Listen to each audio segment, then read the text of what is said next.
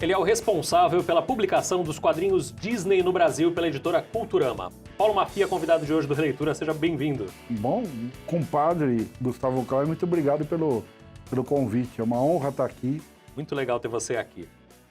Você está agora na Culturama e vai editar os quadrinhos Disney a partir ainda desse primeiro trimestre do ano, né? Sim, a partir de março. Você mora em Santos, a editora Culturama é lá no Rio Grande do Sul. Caxias do Sul. Caxias do Sul. Como é que está sendo essa vida? Você sabe que a sua vida mudou muito quando você fica mais tempo no aeroporto de Congonhas do que na rodoviária de Jabaquara, porque eu já fazia essa rota São Paulo-Santos há 16 anos.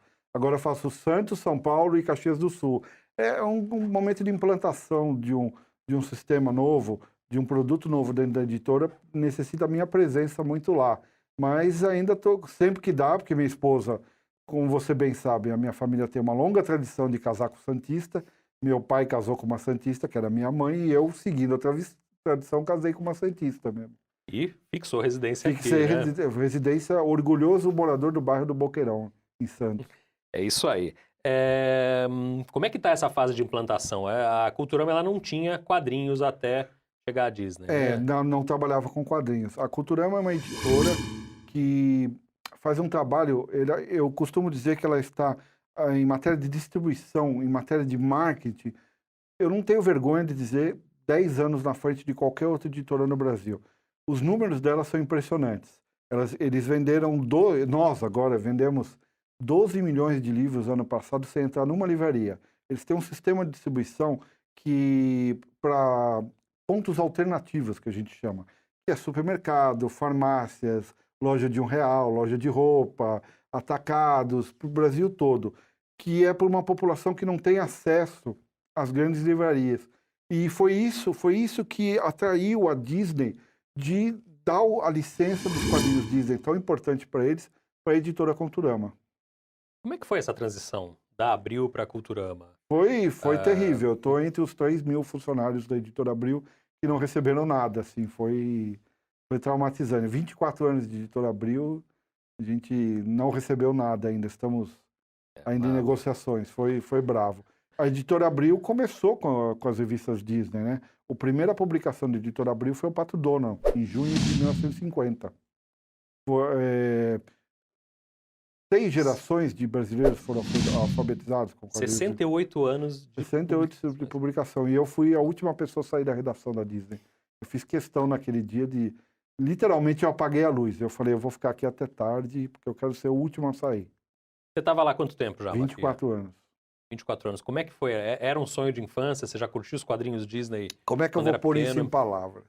Quando eu entrei na faculdade de jornalismo, eu sempre tive na cabeça que eu queria me especializar em algum assunto.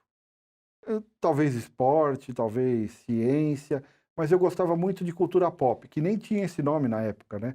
Como a gente gostava de filme, de seriados, de quadrinhos, e na época não tinha todo esse mercado. Hoje, a gente que foi meio pioneiro nessa área, eu me orgulho muito que hoje um estudante de jornalismo tem na cultura pop, tem um mercado como tem o jornalismo de economia, de futebol, de gastronomia. Existe hoje, ele pode trabalhar em vários veículos. Na minha época não tinha. Tinha o quê? A redação de quadrinhos de super-heróis. É o único lugar que você respirava esse tipo de coisa 24 horas por dia. E você tinha um emprego, você tinha carteira assinada. Existiam algumas coisas paralelas, mas eram ainda muito amadores. Então eu foquei lá. Eu tinha um grande amigo meu, que era diretor lá, que me convidou para trabalhar no arquivo editorial, que nada mais é que um lugar, olha que gostoso para quem gosta de quadrinhos. Era um arquivo que guardava todas as revistas que vinham dos Estados Unidos, da Marvel, da DC, da Image, da Dark Horse, da Disney. Você arquivava e trabalhava quando a redação te pedia. Você trabalhava com quadrinhos o dia inteiro, né? Então era muito bom isso. E isso tudo dentro da Abril, né? Quando Dentro a Abril ainda concentrava todos esses títulos. Eu trabalhei no histórico prédio da Bela Sintra, que era um prédio só para quadrinhos. A editora Abril, naquela época, tinha um prédio só para quadrinhos. Eu entrei em 95, pouco depois da morte do Superman. A revista, não que ele morreu. E que tinha vendido mais de 1 milhão aqui no Brasil, mais de 1 milhão de exemplares. Era uma época, para você ter uma ideia, que a revista que menos vendia de quadrinhos era o Wolverine. vendia 120 mil exemplares. Hoje, nem a Veja, acho que vende isso por semana. Então, era um outro mundo, um outro momento, né? E era um momento que era a tecnologia ainda era, para se fazer revista, ainda era muito diferente do que é hoje. A gente literalmente fazia revista com tesoura, cola e papel. Porque vinha as edições em papel bromuro, que a gente chamava, que era um tamanho A3, tamanho grande. A gente cortava, punha o balão com a tradução em cima, fotografava e mandava para a gráfica. Então isso gerou histórias super engraçadas, de balão que trocava. Teve uma vez que eu estava em casa, eu estava como responsável, a gráfica da Abril me ligou que tinha uma história sem, o balão não tinha texto. Aí taca aí para no meio do caminho eu lembrei, peguei o telefone e falei, que edição que é? Ele falou, do Superman tal. Eu falei, manda rodar. Era uma historinha que o personagem fazia as pessoas ficarem mudas. E como é que o artista fazia para representar isso? Tinha um balão sem nada, mas a pessoa fez o certo. Ela viu alguma coisa estranha e mandou bala, né? Abril concentrou todas essas revistas que você falou, tinha lá naquele arquivo Tinha. todos esses títulos de Marvel, de DC, de Chegou Disney. uma época a ter Marvel, DC, Image, Dark Horse, uma divisão que a gente chamava de independentes, que eram pequenas editoras americanas, Estranhos no Paraíso, por exemplo. Teve uma época que ela praticamente publicou tudo de quadrinhos menos infantis no Brasil. Eu conheço poucos fãs tão apaixonados quanto fã de quadrinhos. Sim. O que aconteceu para que isso desmoronasse no nível em que desmoronou dentro da Abril? Eu acho que não é... Muita gente fala para mim, foi a internet, o digital. Eu falo, não. Você não vê quadrinho no digital ainda, né? Ainda outra coisa, a gente não vende papel, né? A gente vende conteúdo. Não importa onde vai sair. O nosso saudoso e querido Dr. Roberto Tivita, presidente do Grupo Abril, dizia, se você chegar uma pessoa não está preocupado com a internet, falou, não tenho fábrica de papel. Eu acho que é mais uma crise de mercado, foi uma crise com os pontos de venda.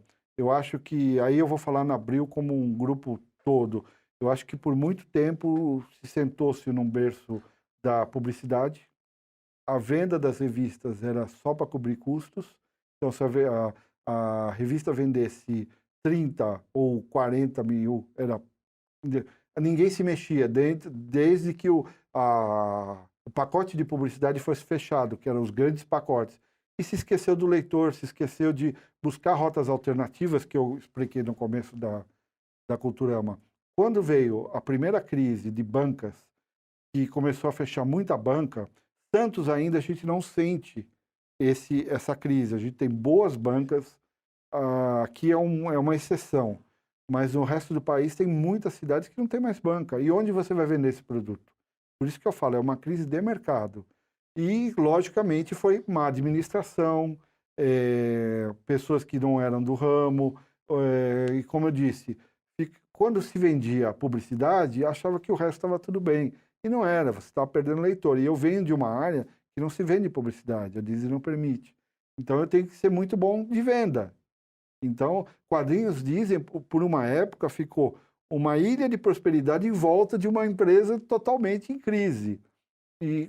Mas tem uma hora que começa tudo a afetar tudo. Então, quando chegou numa época de renovação de contrato e você precisava botar uma grana, você precisava rever seus custos, rever tudo, não valia mais a pena. A gente começou a pagar para publicar. Então, a Abril decidiu não seguir com os quadrinhos Disney.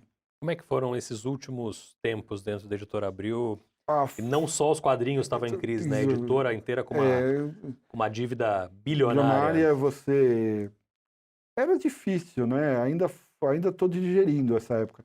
Porque eu fui uma das primeiras pessoas a saber que não ia continuar. E a gente não podia falar, a gente não... regras internas da empresa nos obriga.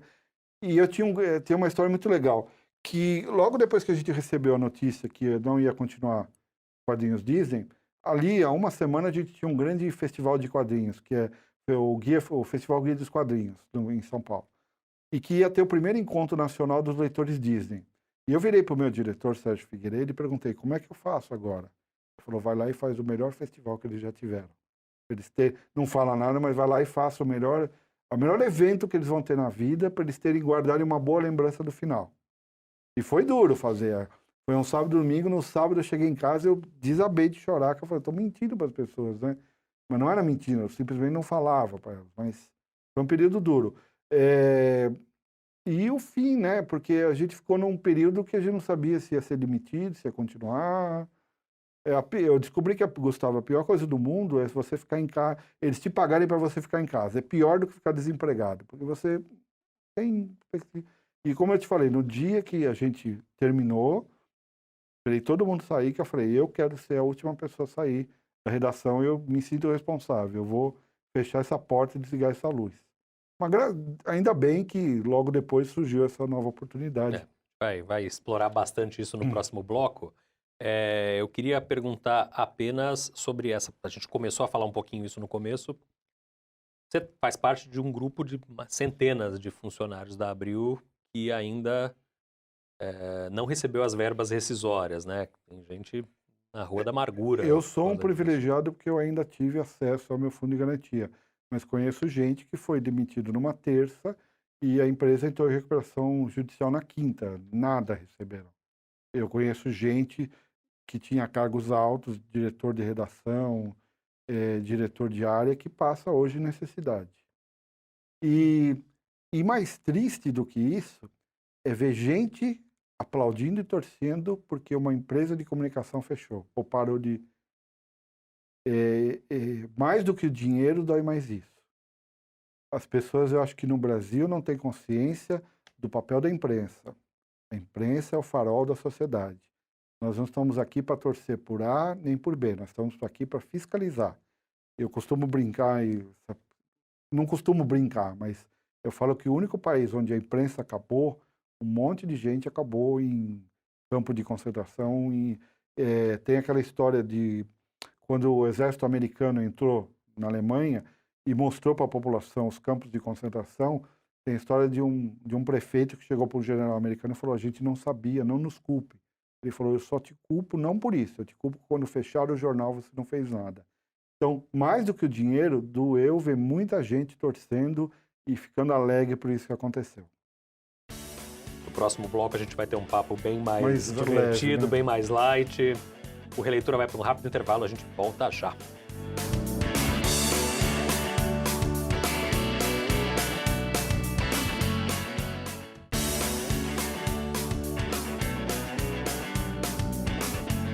Olá, o Releitura está de volta. Hoje a gente conversa com Paulo Mafia, que é o editor responsável pela publicação dos quadrinhos Disney no Brasil, pela editora Culturama. 68 anos de publicações aí da Disney, mas a proposta de vocês é publicar apenas material inédito, né, Mafia? Por enquanto é só material inédito.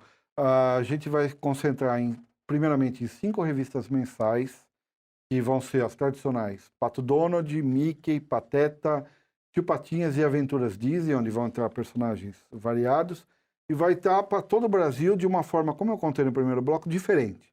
Eu costumo brincar que é um novo universo. Vai ter na banca, mas vai ter também em alguns pontos do Brasil, vai ter que só tem o mercadinho, vai ter o nosso expositor lá. Alguns lugares que vai ter na farmácia, que vai ter na loja de R$1, que a pessoa, na vez de comprar os gibis fora, em alguns lugares vai comprar numa caixinha que a gente vai fazer. O projeto da Culturama é popularizar novamente o quadrinho Disney, não ser um nicho de colecionador, ser uma coisa que as crianças façam parte como fizeram da nossa infância. Verdade.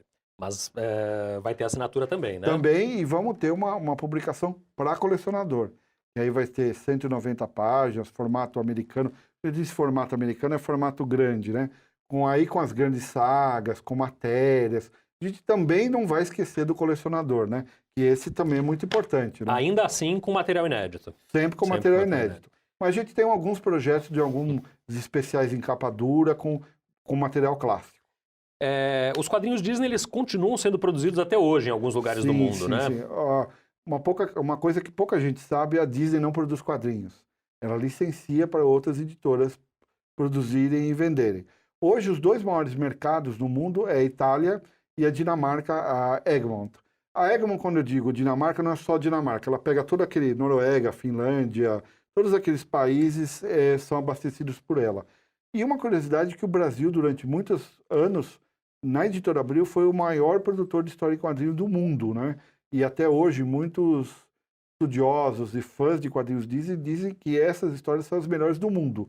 É uma coisa que, no futuro, eu espero, muito breve, a gente retome na Editora Culturama. A gente quer produzir histórias Disney feitas no Brasil por artistas brasileiros, não só para nosso consumo interno, como para voltar essa tradição de vender para fora. A Culturama já vende algumas publicações dela, que ela faz em alguns mercados, como a China, como a Índia. Ela participa dessas feiras importantes em Frankfurt e tudo mais com estantes. A gente quer também ter a opção, olha, a gente produz quadrinhos Disney de boa qualidade. E essas histórias são histórias mais moderninhas em relação ao que a gente estava acostumado a ler, né? Existe, no começo dos anos 2000, quadrinhos Disney, principalmente na Itália, deu uma queda de venda gigantesca. Lá vendia, tipo, tem uma revista semanal que é a Topolino. Ela vendia milhões, começou a cair muito. Então, o que eles fizeram? Dentro da crise, sempre criatividade. Eu não diria, Gustavo, que eles deixaram de ser histórias para criança. Eles não são mais histórias infantiloides. Eles elevaram o nível dos temas. É uma história que, por exemplo, seu filho ainda pode ler, mas você pode ler e gostar. Por exemplo, esse ano a gente vai publicar uma adaptação de Orgulho e Preconceito, que é o Donald e a Margarida. A gente, ano passado, publicou uma adaptação de Metrópolis. A gente tem o Donald, as histórias do Donald produzidos na Dinamarca, tem um conteúdo político muito forte. Tipo, o prefeito é corrupto da cidade. Uhum. Tem uma história que ele quer privatizar a polícia com robôs. E o Donald descobre...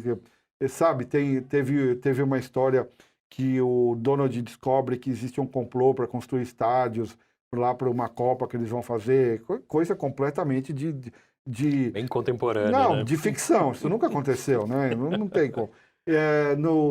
Na Itália, as histórias, por exemplo... eles tocam em alguns temas como bullying, como depressão. Então, o nível das histórias não é mais aquela infantiloide de antigamente. São mais adultas. Que é uma linha, inclusive, que os desenhos da Disney estão tomando, Sim, né? sim. A Pixar é um desenho que você consome... Os próprios personagens clássicos, standard da Disney, você tem o curtas do Mickey agora, você tem o DuckTales, que são temas mais adultos também. Não é, quando a gente fala adulto, não é que vai ter tiro e tudo mais, mas... não é mais aquela historinha infantiloide, né? A Disney, ela tem redescoberto esses personagens clássicos no audiovisual, inclusive, né? Retomada aí do DuckTales. Ano que vem a nova série dos Três Cavaleiros. Já está produzido, vai entrar no stream da Disney, que é o Donald, o Panchito e o nosso Zé Carioca, né? Zé Carioca, a gente estava até conversando um pouco aqui antes da entrevista. Personagem americano, criado nos Estados Unidos, naquele esforço de guerra, né? Que a gente sempre, quando vai dar palestras em faculdades e tudo mais, sempre tem um que pergunta, mas foi criado para o Brasil apoiar os aliados. Falei, só faltava para o nosso longa história de Itamaraty ter apoiado o nazismo, né? Era só isso que faltava. Então, imagina como seria um personagem Disney, bom, enfim. Seria Boris, o cão antissemita, né? Uma coisa desse nível. E o Disney veio para cá, e a ideia era, ele fez uma viagem pela América do Sul, era criar um personagem para cada país. E engraçado é que ele passou por todos esses países, mas ele parou no Rio de Janeiro na década de 40, né? Hoje a gente que vai para lá já se emociona com o Rio, né?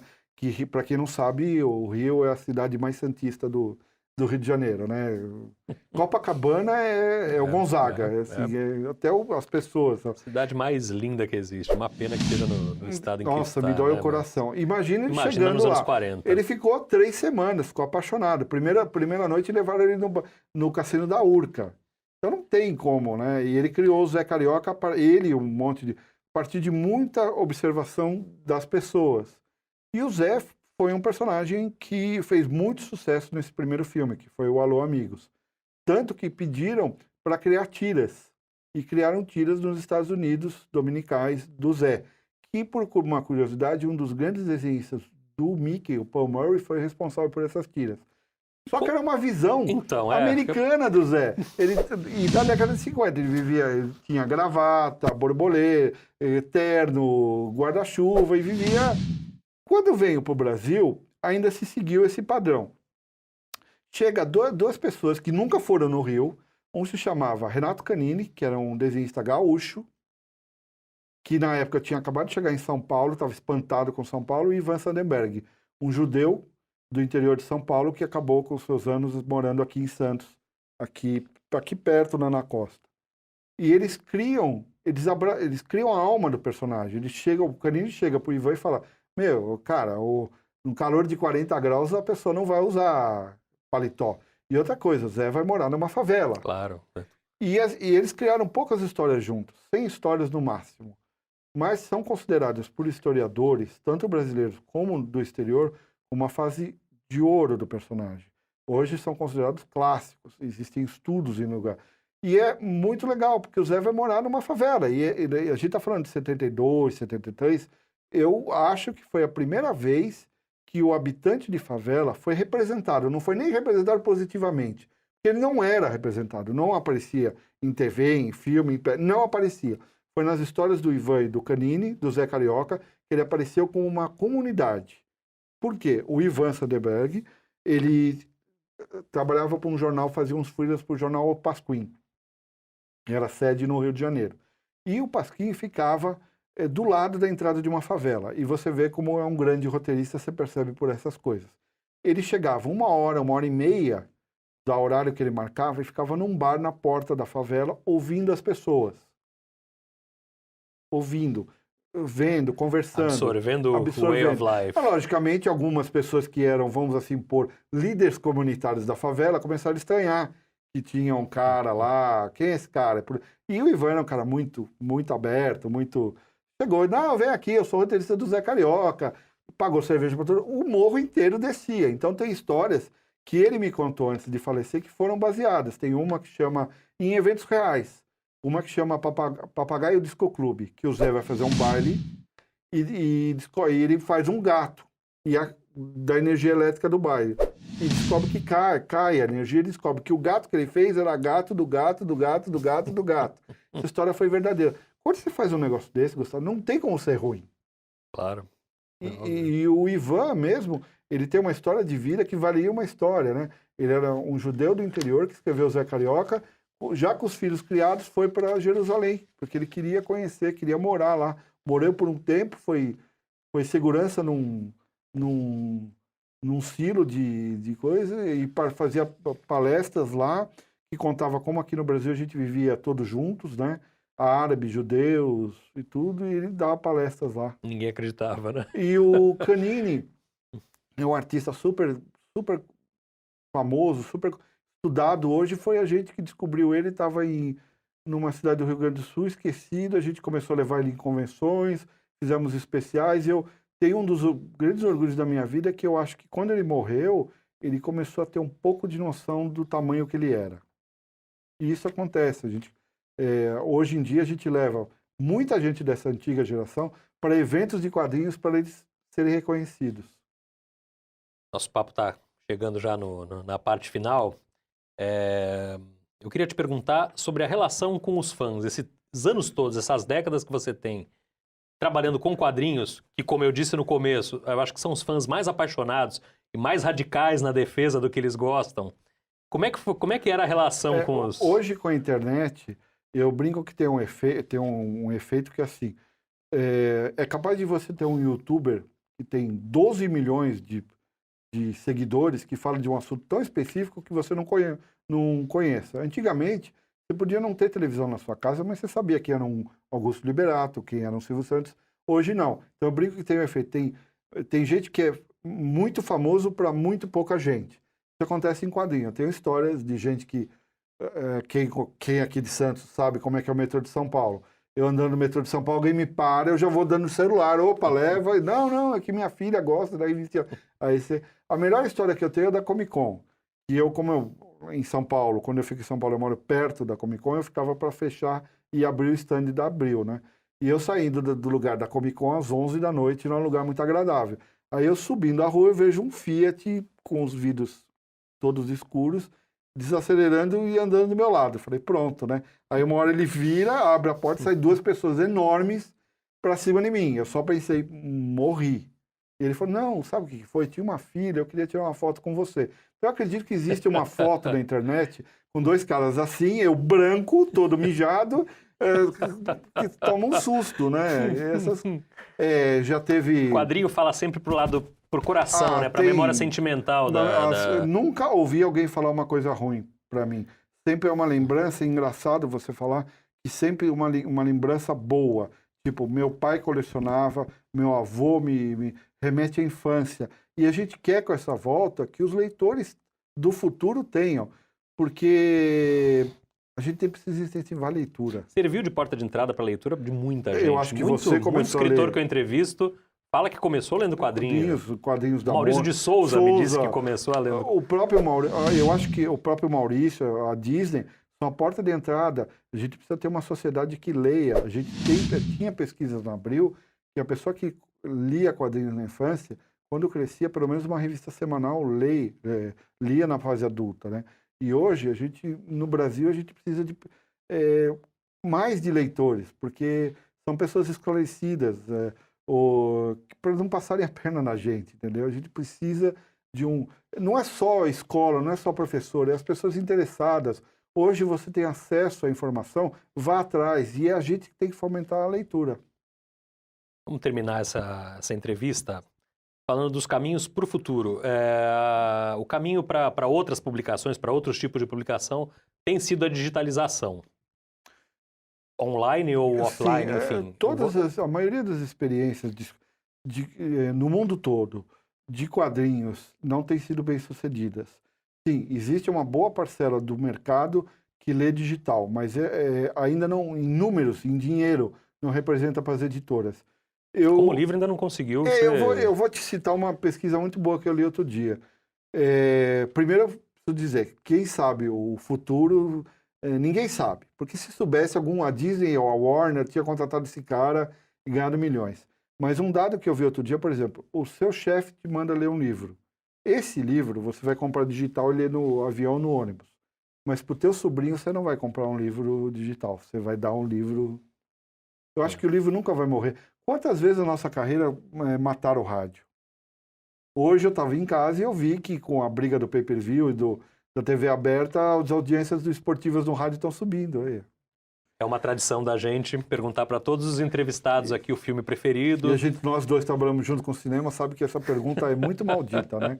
Vamos fazer esse bate-bola rapidinho. Eu vou dois filmes, porque acho que sintoniza o que a gente disse aqui. O primeiro é o Superman, do Richard Donner. Eu 78. acho que é 78, acho que é um clássico absoluto. É um filme que consegue ser 3 filmes dentro de um.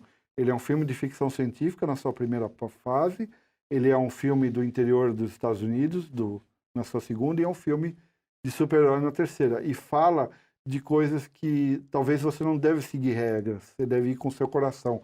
É uma luta eterna aquele filme entre o pai dele, o Joel, que falava não se intrometa com a história e o pai, que é o Graham Ford, que fala, você tá aqui por alguma coisa, cara, Deus te pôs aqui.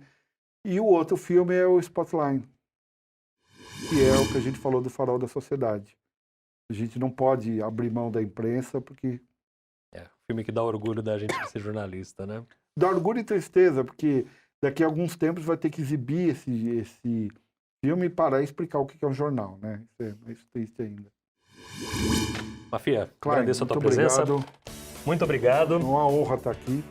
Mesmo programa que o nosso professor Rubens Eval Filho esteve. Opa, abriu a nossa série. Muito obrigado pela tua presença. O Releitura dessa semana fica por aqui. A gente se vê na semana que vem. Até lá.